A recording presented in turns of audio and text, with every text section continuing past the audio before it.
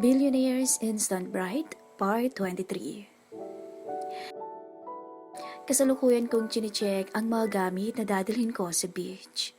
At habang ginagawa ko yun, ay hindi ko mapigilang maisip si Logan dahil sobrang naasiwa talaga ako sa kanya. Dahil iba siya kung makatingin sa akin at kung ano-ano ang sinasabi niya. Hindi naman ako tanga at manhid para hindi maintindihan ang pinapahiwatig niya. Alam kong pinopormahan niya ako. Hindi ko lang alam kung seryoso ba siya o pinagtitripan niya lang ako. Pero kung ano man ang rason niya, wala na akong pakialam dun. Makakasira sa pagpapanggap namin ni Mr. Muller ang ginagawa niya. At hindi ko yun pwedeng hayaang mangyari. Ang layo na ng inabot namin. Ang dami ng nasakripisyo para lang sa pagpapanggap na to. Kaya hindi ko nahahayaan pang hindi ito magtagumpay. Gustong gusto ko nang matapos to at nang makalaya na ako. Pagkatapos kong i-check ang mga dala ko, ay lumabas na ako bitbit ang isang maliit na maleta. Doon ay nadatnan ko si Mr. Muller na kausap ang lolo niya. Nang makita ako ng matanda, ay agad niyang iminuwestra ang kamay niya at tinawag ako palapit sa kanila. "Are you ready?" Nakangiti niyang tanong sa akin. "Yes po, lolo." Sagot ko sa kanya at ibinalik ang matamis niyang ngiti. Pagkatapos ay nilingon ko si Mr. Muller. "Han, let's go."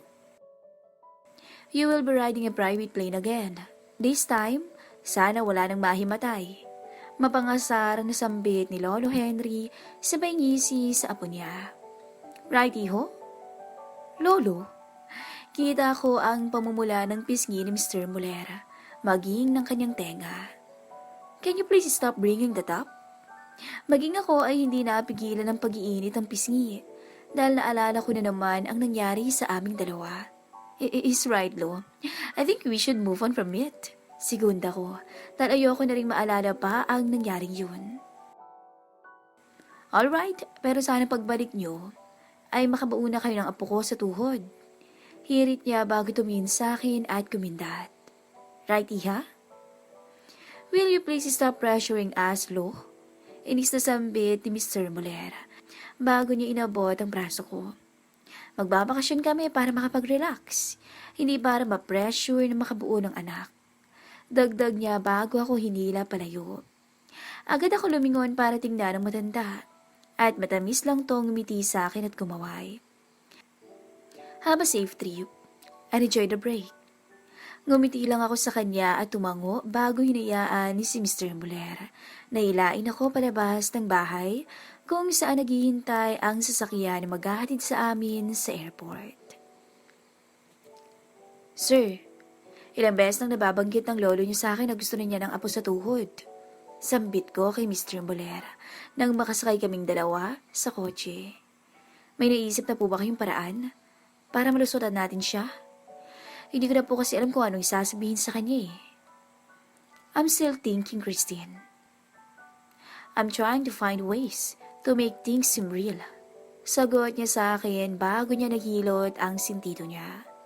"But if it happens that I could find a way, then we'll just have to wait for him to get tired of it, or you can make a drama and tell him that you're not ready to bear a child." Pero hindi natin alam kung kailan. Agad kong tinakpan ang bibig ko nang mapagtunto ko ang sinasabi ko. I mean, hindi natin alam kung kailan siya babalik sa Europa. Napamura ko sa aking isipan dahil kamuntik na akong madulas at masabi sa kanya ang totoong estado ng kalusugan ng lolo niya. "Then what do you want me to do? Impregnate you?" Inis niyang sambit sabay tingin sa akin. Kita ko kung paano manlaki ang mga mata niya na tila ba may napagtanto siya sa sinabi niya. Forget what I said.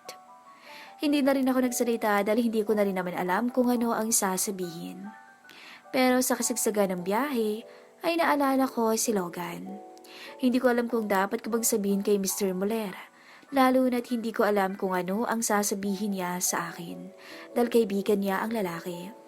Pero sa huli ay nagdesisyon ako na sabihin na lang din sa kanya Total wala na rin naman akong pakialam kung anong tingin niya sa akin. Ang gusto ko na lang ay matapos ang pagpapanggap na to. Sir, panimula ako para kunin ang atensyon niya. Nang tumingin siya sa akin ay nagpatuloy ako. May gusto lang sana akong sabihin tungkol sa kaibigan niyong si Logan eh. Kumunot ang noo niya. Ano?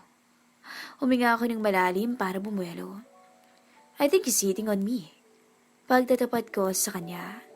Hindi ko lang alam kung ano ang pakay niya pero yun po ang tingin ko. Mas lalong kumunot ang noo niya. Are you sure? Yes, sir. Ano naman po ang rason ko para magsinungaling? Sinasabi ko po ito sa inyo dahil baka masira po ang plano niyo kapag nalaman ng lolo niyo na pinopormahan ako ng kaibigan niyo. Do you think hindi siya magtataka? Okay, I'll ask him that.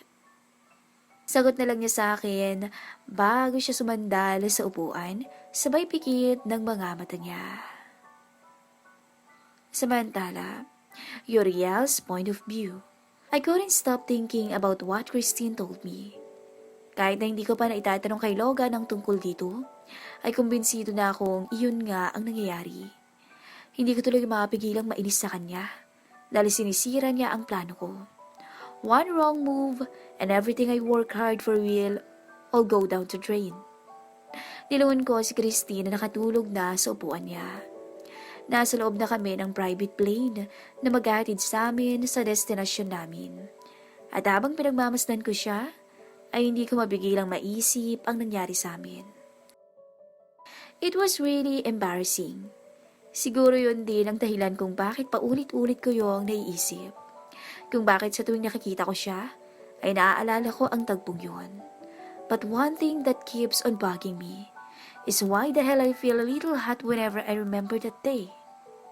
Napailing na lang ako bago itinuon ang atensyon ko sa labas ng bintana para pag-isipan kung paano namin lulusutan si Lolo. Hindi na rin kasi lingid sa kalaman ko na gustong-gusto na niyang magkaapo sa tuhod. And he even talked to me last time and told me na mapapanatag lang siya kapag nakita na niyang may anak ako.